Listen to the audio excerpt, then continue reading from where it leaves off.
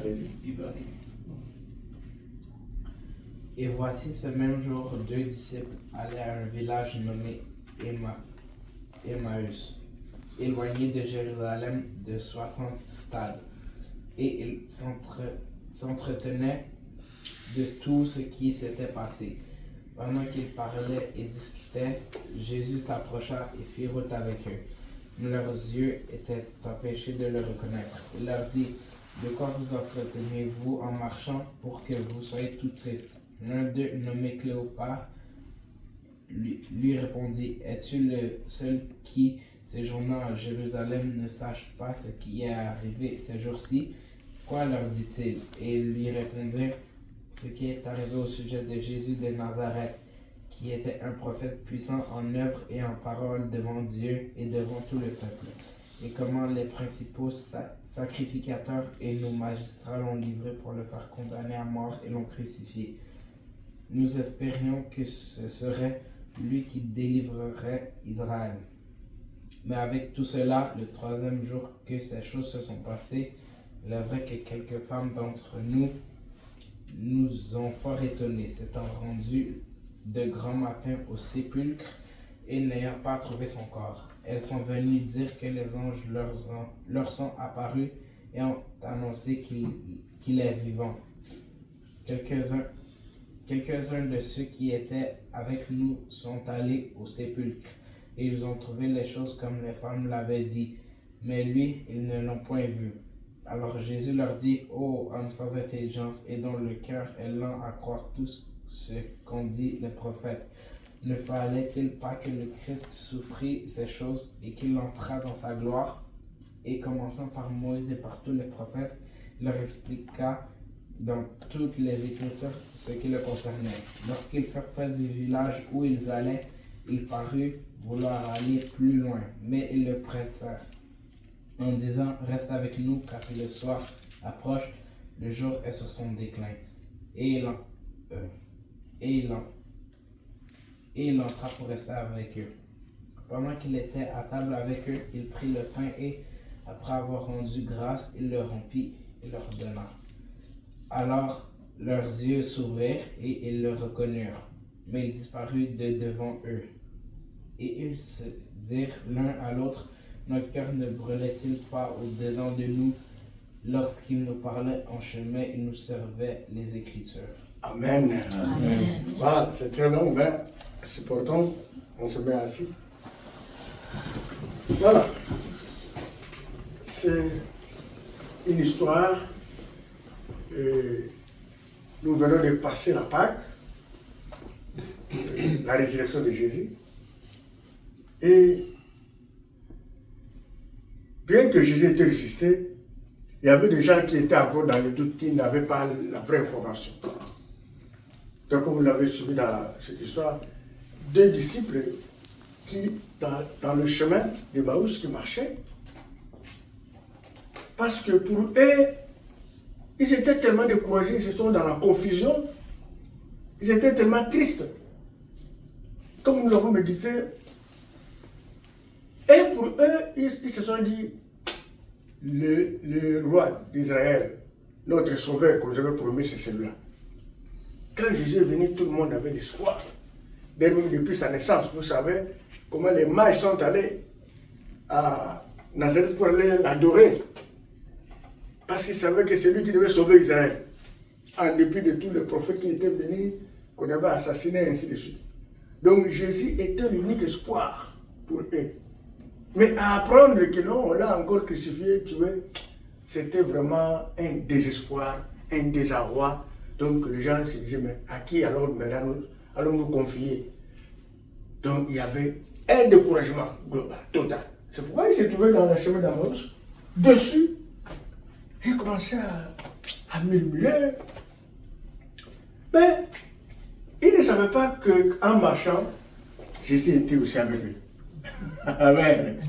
Ils ne savaient pas. Jésus marchait aussi avec eux, mais ils n'ont pas pu les reconnaître. Ils n'ont pas reconnu. Mais ils continuent à marcher dans les tristesses. Jésus leur pose la question: mais vous là, qu'est-ce qui se passe? Vous êtes triste pourquoi? Qu'est-ce qui est arrivé? Ah non, Mais toi aussi, comment toi tu peux nous poser la question là? Est-ce que tu es sérieux? Tout ce qui se passe ici, là, toi, tu n'es pas au courant. Jésus, là, qui était venu pour sauver Israël, que les sacrificateurs ont crucifié et ont condamné. Et à la place de l'autre qui était assassin, ils ont mis, à la place de Barabbas, ils ont plutôt le voleur, ils ont tué Jésus. Toi, tu n'es pas au courant de ça? Mais comment tu peux nous poser des questions comme ça? Chacun de nous fait ça, n'est-ce pas? Quand il y a un événement qui est au coin de tout le monde, soit au village ou au pays, et quand quelqu'un vient te poser la question, mais toi, c'est pas ça. Toi, tu viens de quel pays, toi? De quel village? Toi, tu n'es au courant de rien. Toi, tu ne sais pas les informations. Et aussi, on posait la question à Jésus. Alors, Jésus s'est moqué d'eux. J'ai dit, bon, ok, il n'y a pas de problème. Jésus a pris seulement le livre.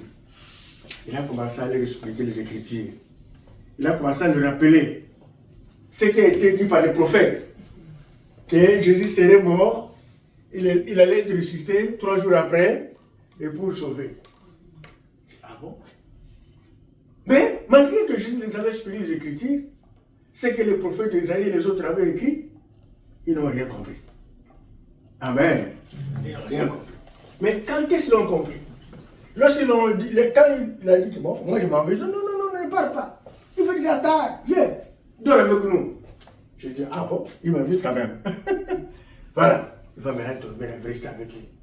Quand ils étaient là ensemble autour du feu, hein, comme se faisait chez nous dans le pays, dans mon village, hein, autour du feu le soir, là, avant d'aller dormir, on est à côté du feu, surtout quand il fait trop frais là. Jésus aussi était autour d'eux, en train de se réchauffer un peu. Alors, Jésus va prendre le pain. Il va prendre le pain qu'il devait manger, il va bénir. Hein? Il a fait la fraction du pain. Et il donne à chacun d'eux le pain. C'est à ce moment-là, après qu'ils ont pris le pain, que Jésus a fait la fraction, que Jésus avait béni et il leur donnant comme il avait fait à la Sainte Seine, c'est alors quand ils ont mangé le pain que leurs yeux étaient ouverts. Amen. C'est ce moment ils sont comme, oh, mais c'est Jésus en question. C'est bien lui. Donc, maintenant, ils se sont retournés immédiatement. Et ils ont commencé à témoigner.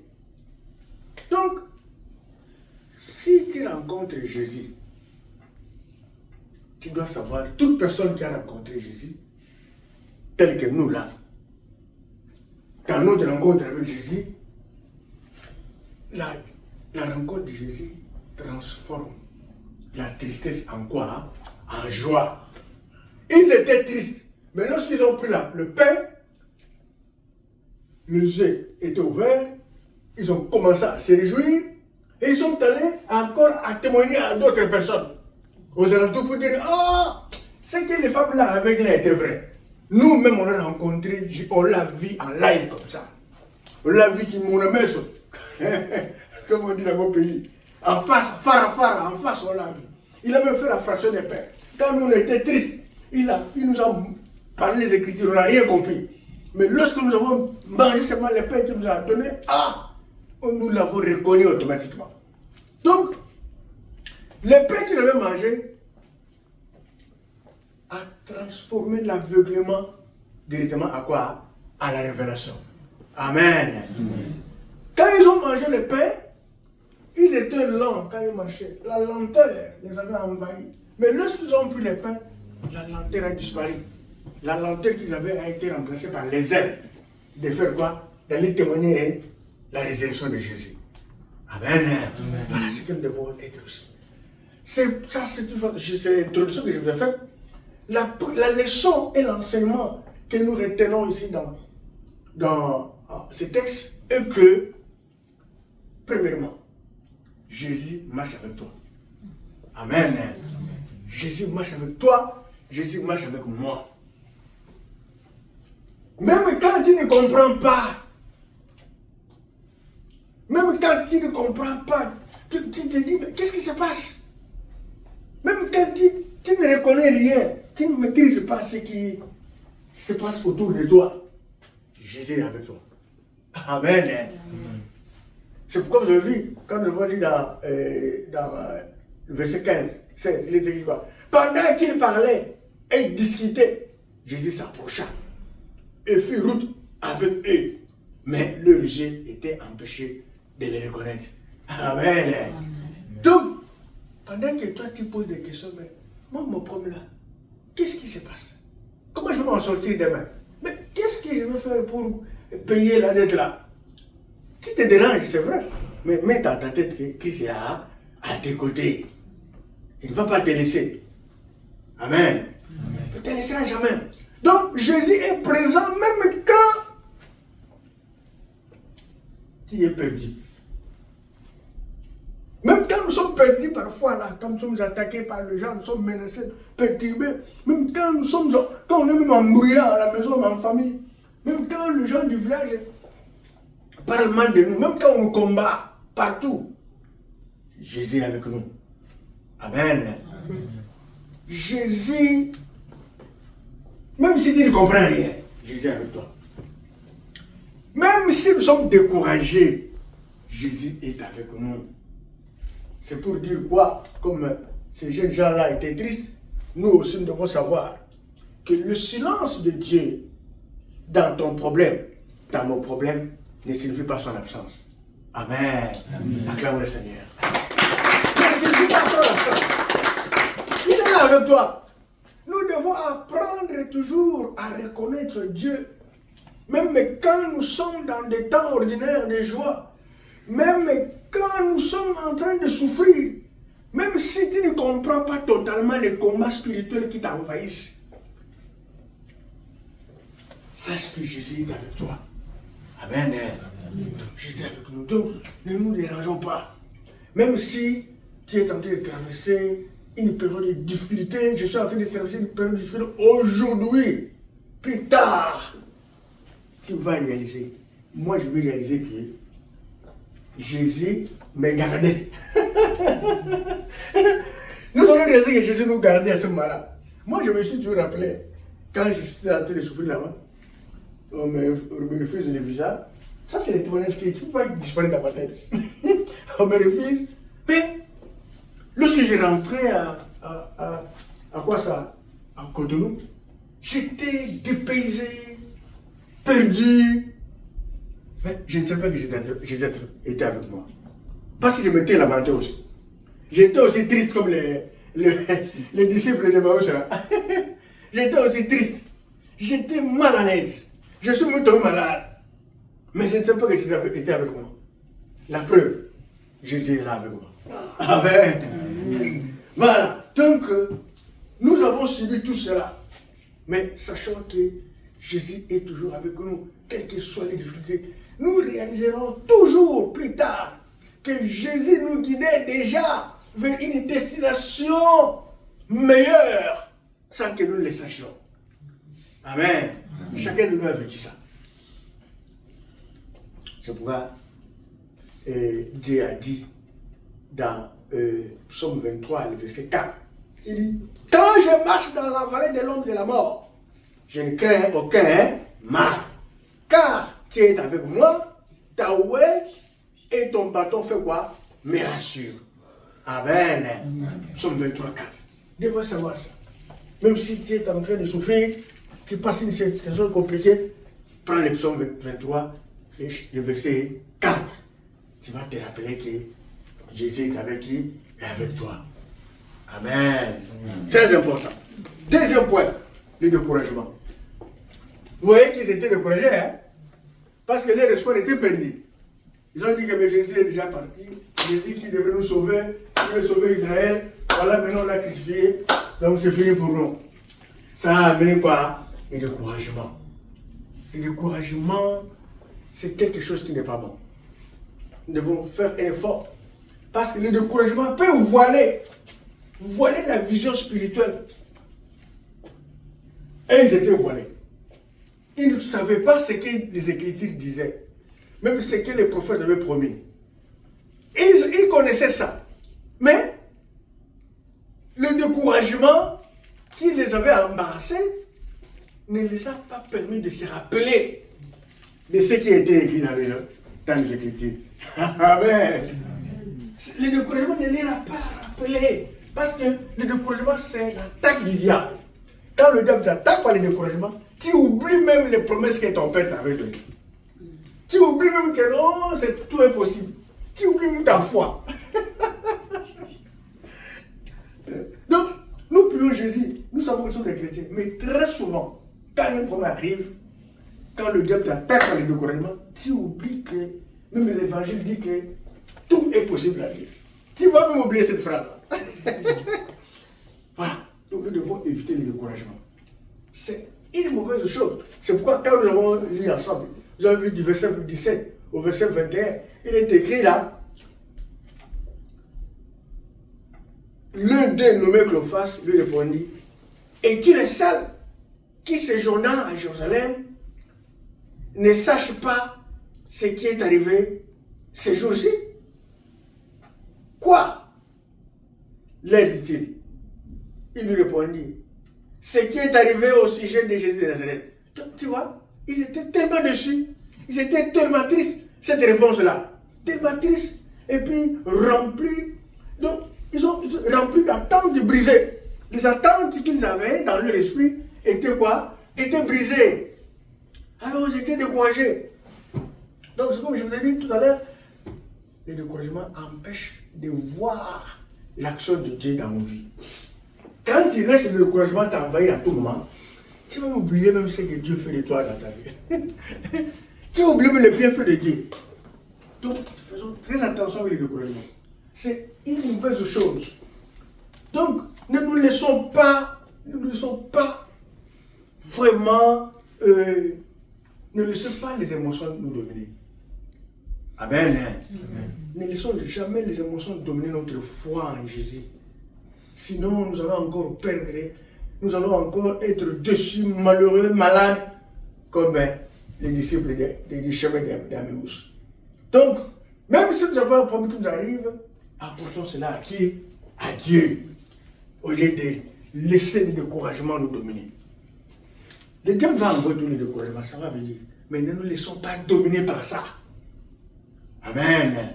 C'est comme j'avais dit hier, que le diable va, quand il y a le découragement, il y a aussi la peur. Les deux éléments-là sont les deux indices, les deux flèches que le diable utilise très souvent et la plupart des fois quand nous sommes devant des situations compliquées. La peur et le découragement. Mais nous ne devons pas nous laisser soumettre par la peur et nous ne devons pas aussi céder au découragement. Nous ne devons pas abandonner notre foi à cause du découragement. Nous devons tout demander au Saint-Esprit, qui est notre soutien, notre consolateur, de nous soutenir à des moments pareils. Amen. Amen. Parce que quand le découragement arrive, quand la peur arrive, avec notre propre force, nous ne pouvons jamais y parvenir. C'est impossible. Mais le Saint-Esprit qui habite en nous, c'est celui-là que nous devons toujours chercher le dernier recours, notre dernier rempart, c'est le Saint-Esprit, pour nous relever. Et n'oubliez pas, dès que tu te sens comme ça, tu pries Saint-Esprit de Dieu. Tu nous rappelles, toi qui habites en moi, toi qui me soutiens, toi qui me conduis, toi qui m'éclaires, toi qui es au contrôle de ma vie, soutiens-moi. Amen. Amen. Et là, Dieu voit aussi, réellement, je me suis à la croix, que je suis en lui. Parce que Dieu m'avait dit, ne savez-vous pas que vous êtes le temple du Saint-Esprit et que l'Esprit de Dieu habite en vous? Amen. Amen. Ça, c'est la parole de Dieu. N'oubliez jamais. Même quand les gens disent, oh, toi tu es péché, dis non. Moi, le Saint-Esprit habite en qui? À moi. Ce n'est pas toi qui avais forcé le Saint-Esprit d'habiter en toi, c'est Dieu lui-même qui a mis son esprit en toi et en moi. Amen. Amen. Alors, il ne faut pas négliger l'esprit que Dieu a mis en toi pour céder à la peur et céder à la panique, céder au découragement. Il faut invoquer le même esprit-là. Viens me renforcer, viens me vivifier. C'est pourquoi l'apôtre Dieu dit, ce n'est pas l'esprit de timidité que Dieu nous a donné. Mais Dieu nous a donné quoi? L'esprit de quoi? De force et de sagesse. Amen. Amen. C'est dans la parole de Dieu. Donc nous devons invoquer cet esprit-là quand on se trouve dans des situations comme ça. Même si tu perds une opportunité, ne pense pas que tout est fini. Amen. Dieu prépare le mieux. Ne pense pas que tout est fini quand tu es devant une opportunité qui s'en va. Non. Dieu prépare le meilleur. C'est pourquoi il est écrit dans Proverbe 13, verset 12. Un esprit différé rend le cœur malade. Mais un désir accompli est un arbre de vie. Amen. Quand ton espoir est parti, ça va te rendre comment? Malade, hein? Découragé, hein? Tu dis, ah, c'est que j'ai compté là. Mais voilà comment je suis devenu. Mais quand ton désir s'accomplit, tu deviens une arbre de quoi? Hein? De vie. C'est la joie qui revient. C'est pourquoi il ne faut pas céder au découragement. Regardez, il est écrit dans Psaume 42, verset 6. Pourquoi donc, oh mon âme, est ici abattie et je me dis sur moi, mets ton espoir en Dieu. Je le louerai encore, car il est mon sauveur. Amen. Au lieu de céder, au lieu de perdre, quand nous perdons des opportunités, que ce soit d'emploi, que ce soit de business, que ce soit de quoi, au lieu de céder à la peur ou au découragement, Dieu n'a pas encore fini. Dieu prépare le mieux. Vous savez, j'ai un témoignage. Ces gens-là vont se reconnaître peut-être, que ce soit ici de YouTube, ou peut-être ils sont présents ici, je ne sais pas, ils vont se reconnaître. Ces deux gens-là, c'était un couple. L'un a passé dans la femme a passé l'entrevue, le mari aussi a passé l'entrevue. L'entrevue de mari et de la femme, les deux étaient compliqués. Parce que la femme est venue de quelque part où elle a été haïe. Et elle passe l'entrevue, elle obtient les postes.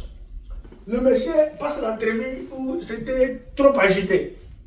Il y avait trop de questions, il y avait beaucoup de concurrents. Mais Dieu, comme il est Dieu, il a permis que le mari aussi a obtenu les postes. Mais curieusement, un lendemain, le mari arrive au boulot et dit non, ton poste là est mis en veilleuse. Alors qu'ils étaient dans la joie, ils s'étaient réjouis. Mais qu'est-ce qui est arrivé?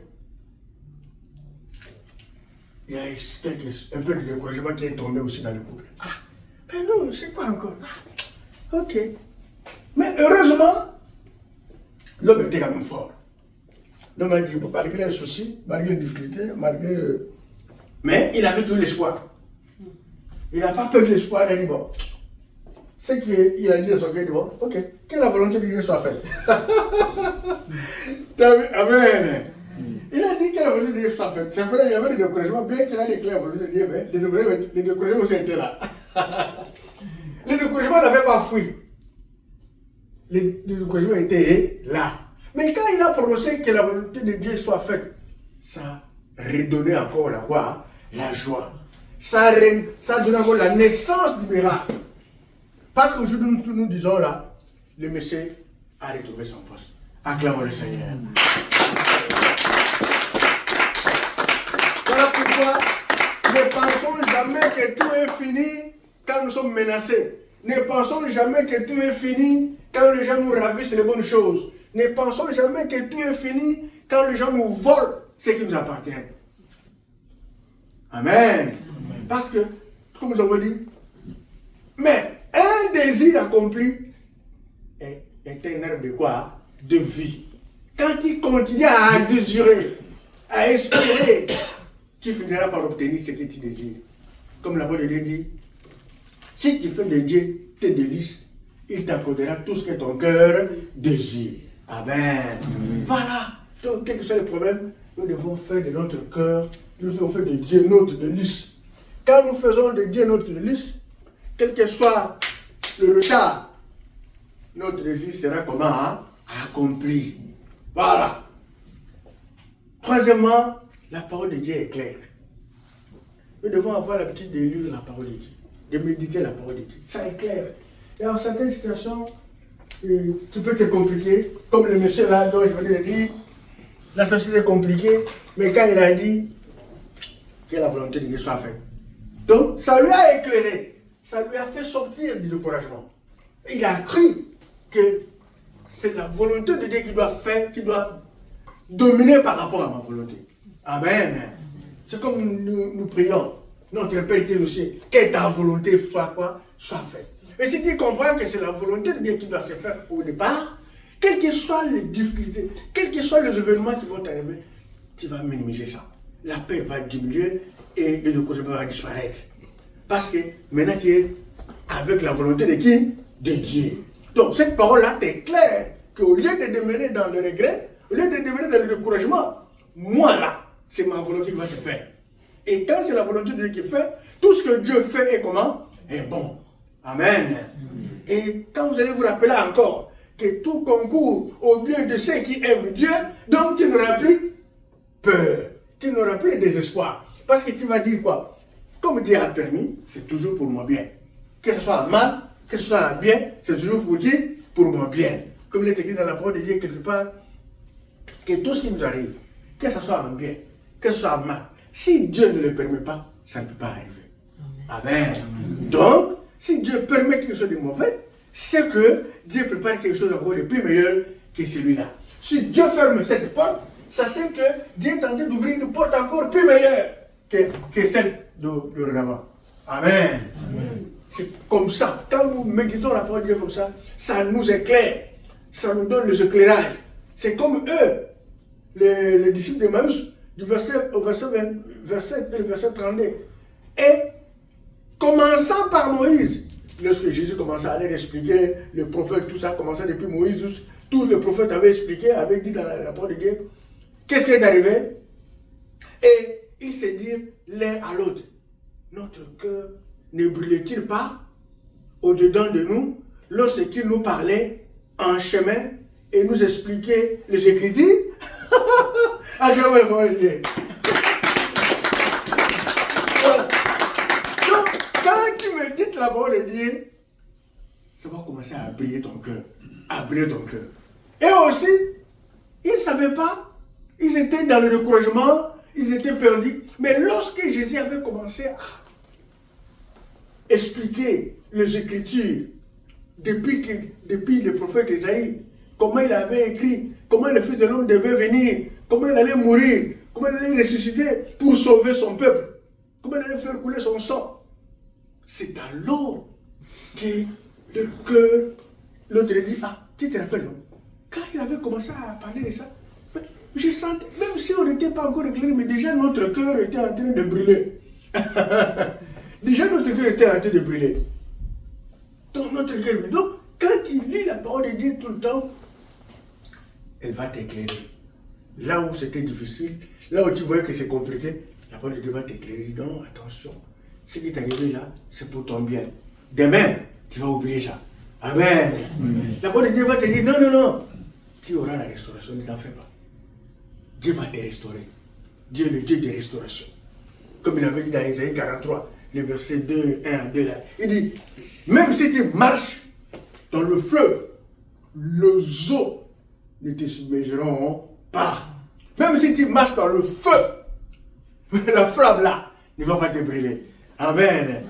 Quand tu crois à ces paroles, et tu sais que même si ce sont des traversements difficiles comme ça, je ne vais pas tomber, Dieu me soutient.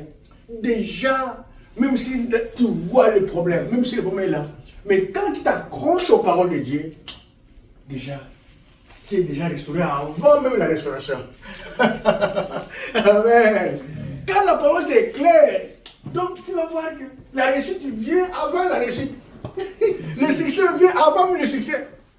Parce que la parole de Dieu te rafraîchit déjà. La parole de Dieu t'éclaire, brûle un peu dans ton cœur, te rafraîchit, te donne l'espoir, te donne la joie, te ramène à l'état normal. Et la peur commence à disparaître, la peur commence à fuir. Et même l'ennemi qui te combattait, qui venait dans des cauchemars tous les jours, tu vas voir que les rêves vont commencer à changer. Amen. Parce que toi, tu mets ton espoir à l'éclairage, à l'écriture. Ces gens-là, ils étaient éclairés à partir de l'écriture. Donc, nous ayons l'habitude de méditer la parole de Dieu régulièrement. C'est très important parce que même si ce soit arrive, tu peux seulement regarder la parole de Dieu. Tu te rappelles. Moi, comme je vous ai tout dit, même si je rêve, je dors, je vois des cauchemars. compliqué parce que je le vois tous les jours. Je ne peux pas raconter à mon épouse parce qu'elle aura peur parfois. Il y a des rêves là parfois tu te retrouves dans un endroit. Donc, soit tu es dans un endroit, il y a l'océan en bas, et toi on te relâche comme parachute, comme le parachute là. Mais toi tu n'as pas de parachute, tu es comme ça. Mais tu vois les de rêves comme ça, compliqué. Et moi quand je me réveille le matin, je dis Seigneur, avant de dormir là, j'avais prié, j'avais remis mon sommeil entre tes mains. Donc, tout ce qui s'est passé là, ça c'est ton affaire. Moi, en tout cas, je ne suis pas dedans. Amen. Donc, même malgré tu ressens quand même un peu quelque chose dans ton cœur, tu dis non, de toute façon, j'ai déjà parlé. Ça c'est ton affaire. Amen. Voilà comme ça il faut prier. Quand tu pries comme ça, mon frère, je suis, même le diable va avoir peur de dire, ah, le monsieur là a tellement confiance à son Dieu, hein. Il va commencer à réguler. Amen. Ça sont des stratégies. Quand je vous parle comme ça, ce n'est pas pour moi. Je suis en train de partager avec vous comment moi je me comporte. Amen. Et si je comporte comme ça, ce n'est pas que je suis plus fort que vous. Non. C'est par rapport à l'Esprit de Dieu que je veux dire que nous devons tous l'invoquer. Parce que moi aussi j'ai peur. Parce que moi aussi, parfois, vous savez, quand nous étions là où j'étais, on dit on va aller prier là où il y a les temples d'Isidore. Quand tu pars, dès l'arrivée déjà dans les maisons de voodoo, tu sens quelque chose. Parce qu'ils ne vont pas te laisser libre de venir même si tu as l'Esprit de Dieu. Hein. Ils vont t'attaquer d'abord pour voir si tu es réellement spirituel, si réellement l'Esprit de Dieu est en toi. Et les attaques là, la persécution là, ça arrive. Tu vois l'oppression. Parfois tu vois ceux qui sont là commencent à agiter, commencent à s'énerver contre toi. Ils commencent à parler fort, commencent à faire des incantations, des gestes. Tu vas voir les gens faire des gestes. Tu sois comme ça. Et parfois, quand tu regardes le ciel en entrant, tu dis, un peu, tu dis, oh Seigneur, ça c'est pas mon affaire, hein? Ça c'est toi. Je vais vous donner un témoignage. On arrive dans un endroit où c'est vraiment un long témoignage, mais je vais couper. Je pourrais témoigner un autre jour. On arrive chez quelqu'un qui est un charlatan. Beaucoup de gens sont venus là-bas pour chercher la guérison. Ils faisaient les histoires là. Et nous, on arrive aussi pour évangéliser. Lui-même, il dit, est-ce que vous êtes vraiment des enfants de Dieu? Venez, vous allez voir. Entrez ici. Ça, c'est le terre de voodoo. Entrez, vous allez voir. Il nous dit ça. Et nous sommes entrés. Moi, je lui ai dit, monsieur, ici, là, tel que nous avons fait nos pieds ici, Dieu nous a dit, partout où nos pieds fouleront, nous allons les posséder. Cette parcelle-là est devenue la parcelle du Saint-Esprit. Donc, comme nous sommes montés ici, là, ce terrain est pris en otage par le Saint-Esprit de Dieu. Donc, ton petit Dieu là n'a aucun pouvoir. Le monsieur là me regarde. Il va dans la toilette. Il reste là pendant 15 minutes. Je demande à ceux qui étaient avec moi, qu'est-ce qui se passe? Oh non, il est allé faire les incantations pour juste, quand il a dit arriver, nous dominer. Je dis, ok. On est là, on attend. Le monsieur est resté 15 minutes. Sa femme a commencé à changer sa tenue, à baisser ses habits. Alors que les gens étaient là. Si vous allez au Bénin, vous allez voir là, on fait les incantations, les gens sont à moitié nus. Alors, tout le monde était là, ceux qui étaient venus pour chercher la guérison. Sa femme aussi faisait les incantations, hein, pour nous envoûter, avec des gestes bizarres. Là. Le mari, 15 minutes. Quand il est revenu, ça n'a pas marché. Quand il est revenu, il s'est mis en colère contre nous. Colère, j'ai dit, il dit, monsieur, je dis, mais, mon frère, pourquoi tu nous accules? Quand nous étions en train de passer, nous avons posé la question, on peut entrer pour parler de Dieu, c'est toi qui nous as invités. Maintenant, tu nous accules pourquoi? Si tu ne veux pas que nous puissions rester ici, Dieu nous a dit, dans chaque maison qu'on vous appelle, si on vous chasse, vous enlevez la poussière de la terre, de vos pieds. Vous faites quoi? Vous partez. Si on vous reçoit, vous allez vous mettre assis, vous allez prendre de l'eau qu'on va vous donner et vous allez continuer à prêcher l'évangile. Alors, si tu n'es pas d'accord avec nous, nous on va seulement enlever la poussière, on va partir. Quand j'ai dit comme ça, le monsieur, il s'est énervé encore davantage. Il dit non, ne t'énerve pas. C'est toi qui nous as invités. Et, pendant que je parlais, parmi les malades, elle a dit, mais papa, c'est toi qui les avais invités. C'est pas eux. Et quand le malade l'a dit comme ça, le monsieur a commencé à rire. Pasteur, ton église c'est où? Comme ça, je vais venir prier avec toi. Parce que tout ce qu'il avait fait n'a pas marché. Et lorsque nous sommes venus, là, je vais vous donner le numéro du pasteur qui est titulaire, pasteur titulaire là-bas, va vous raconter l'histoire. Quand nous sommes revenus, le fait que nous avions prononcé que cette parcelle appartient au Saint-Esprit, cette parcelle-là lui avait été confiée, ça fait très longtemps. Ce n'était pas à lui. Quelqu'un lui avait donné pour veiller sur cette parcelle. Depuis des années. Et il a transformé la parcelle à un hôtel, comme je venais de vous expliquer. Ça fait seulement 2 semaines après notre départ. 3e semaine, on lui a dit de quitter la parcelle. On lui a demandé d'abandonner cette parcelle. Le propriétaire est venu, tu quittes cette parcelle. Tu vois comment Dieu fait? Dieu est allé toucher le propriétaire de la parcelle pour venir chasser cette personne. Parce que moi, j'avais dédié la parcelle à qui? Au Saint-Esprit de Dieu. Parce que je lui avais dit, tout ce qui est au ciel, sur la terre, c'est là. Ce sont des propriétés de Dieu. Donc le diable n'a rien créé. Et quand je lui ai dit toutes ces choses-là, et comme j'ai confessé ça, voilà comment ça s'est réalisé. Amen. Amen. Les jours où les voisins eux-mêmes, qui ne priaient pas avec nous, sont venus à l'église pour venir annoncer cette nouvelle. Donc c'était terrible et ils me pointaient les doigts d'aller là. C'est le pasteur là. Il me pointait les doigts à l'église et ça ne fait pas. Donc, Dieu a laissé son nom là-bas au travers de moi. Et voilà comment ça s'est passé.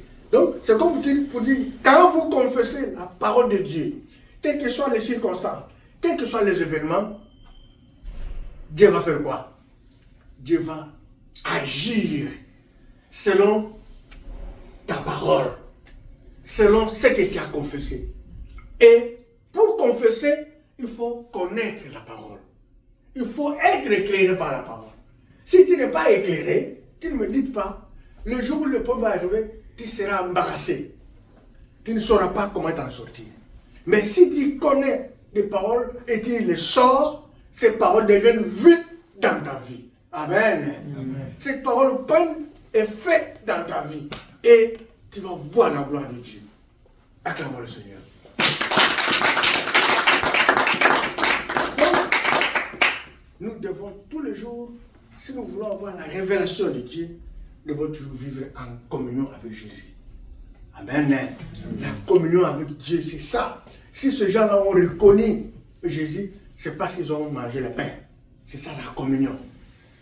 C'est ça qui a permis qu'ils puissent. Cette communion-là symbolise l'intimité. Nous devons avoir l'intimité avec Dieu. Nous devons être vraiment en intimité sérieuse avec Dieu. Et avoir des relations personnelles. Même quand nous nous réunissons ici pour prier Dieu, mais chacun de nous doit avoir une relation personnelle avec Dieu. Amen. C'est très important. Ne dis pas que je suis enfant, je suis jeune. Non. Tu dois avoir une relation personnelle avec Dieu. Quand je vois même mon frère là, chanter pépélé, c'est une relation personnelle avec Dieu. C'est-à-dire, il se dit, si je chante pépélé, je donne gloire à mon Dieu. Amen. Très important. Prier le matin avant de descendre dans ton lit, avant d'aller à l'école, priez, dites merci à Dieu. N'attendez pas seulement que le papa puisse vous réunir pour prier. Non, non. Mais ne dites pas que non, papa va prier pour moi. Non, non, non, non. Oh, maman va prier pour moi. Non. Toi-même, tu dois avoir une relation personnelle. Nous devons développer une relation profonde avec Jésus. Nous devons tout le temps chercher sa présence. Même à l'école, vous qui êtes élèves là, si en classe là, vous avez évaluation à faire, avant d'ouvrir prends ton bic, écris, prie. Très important. Amen. L'intimité avec Dieu, c'est à tout moment. Quand ils ont pris le pain, ils étaient éclairés. Ça, c'est une communion, comme je viens de le dire. Nous devons être en communion. Tout le temps. C'est comme Jésus a dit, voici, je me tiens à la porte et je frappe. Si quelqu'un entend ma voix et ouvre la porte, j'entrerai chez lui. Je souperai avec lui et lui avec moi. Amen. Amen. Ça, c'est dans Apocalypse 3:20. Donc, quand Dieu dit je serai avec lui, il n'a pas dit je serai avec la famille. Avec toi. Amen. Avec toi, avec moi. Donc, c'est ça, l'intimité. Donc, pour finir, la révélation produit une action immédiate. Quand tu es révélé, ne garde pas ça pour toi seul. Dieu te donne une révélation, Ne garde pas ça pour toi seul. Et quand Dieu s'est révélé en eux, sur le chemin de Maouche, ils ont commencé à annoncer, ah c'est vrai, c'est que les femmes avaient dit, c'est une réalité. Il a résisté, nous l'avons vu, nous l'avons rencontré, il avait fait la fraction de pain, on a consommé avec lui. Immédiatement, on commence à témoigner la gloire de Dieu. Amen. Dieu a fait un miracle chez toi, il faut témoigner. Ne craignez pas, beaucoup de gens craignent. Oh, si je témoigne, il y aura encore beaucoup de combats qui vont venir. Non, il faut témoigner. Même si les combats se multiplient, Dieu lui-même va faire quoi? Il va te donner encore la victoire. Amen. Quand le monsieur là avait le poste était encore mis en veilleuse. Parce que l'ennemi s'était levé contre. L'ennemi qui a vu qu'il s'est levé pour faire taire la promotion que Dieu a donnée. Mais aujourd'hui, qu'est-ce qui est arrivé? C'est fini, n'est-ce pas? C'est parti. Donc, pourquoi? Parce que peut-être qu'il avait témoigné. Malgré que le monsieur a témoigné et que l'ennemi a trouvé que c'était mauvais, mais Dieu a fini toujours par réaliser ses promesses. Donc, nous devons passer de la révélation en action. Amen. Quand tu es révélé, il faut aussi passer à quoi? À l'action. Cela veut dire quoi? Nous devons témoigner en d'autres termes. Nous devons évangéliser la parole de Dieu. Je le dis tous les jours, avec nos collègues, avec nos amis de classe, nous devons parler de Jésus. Amen. Nous devons les parler. Je sais que ici, il y a des restrictions. Jésus n'a pas de restrictions. Il faut parler. Paul avait dit, Pierre avait dit, faut-il obéir aux hommes ou à Dieu? Amen. Malgré qu'on l'a menacé, il a dit non, moi je vais obéir à Dieu, pas aux hommes. Donc, nous devons parler de Dieu. Nous devons toujours témoigner. Très important. Donc, je clôture pour dire que Jésus est présent, même invisible. Ne crois pas que dans tout ce que nous vivons là, Jésus n'est pas là, il a disparu. Il est présent avec nous. Ne soyons pas découragés quand nous rencontrons des problèmes. Très important. Je suis là en train de conclure des grandes lignes. Donc, le découragement nous aveugle. Quand nous cédons le découragement, nous sommes aveuglés. Nous n'allons pas voir les bonnes choses, les merveilles que Dieu a planifiées dans nos vies. La parole de Dieu rallume le feu dans notre vie. C'est pourquoi nous devons toujours méditer la parole de Dieu. Nous devons toujours communier avec Jésus. Nous devons toujours, quand nous avons des révélations, quand nous avons des témoignages, nous devons passer à l'action, nous devons témoigner, nous devons évangéliser. Même des grandes églises que vous voyez aujourd'hui, ça a commencé comme ça. Ça commence petit pour grandir. Ne négligeons pas les petits commencements. Amen. Donc témoignons la parole de Dieu. Les disciples de Maousse pensaient que tout était fini. Mais Jésus était déjà là en train de marcher avec eux. Mais ils ne savaient rien. Nous aussi, Jésus est déjà en train de marcher avec nous. Amen.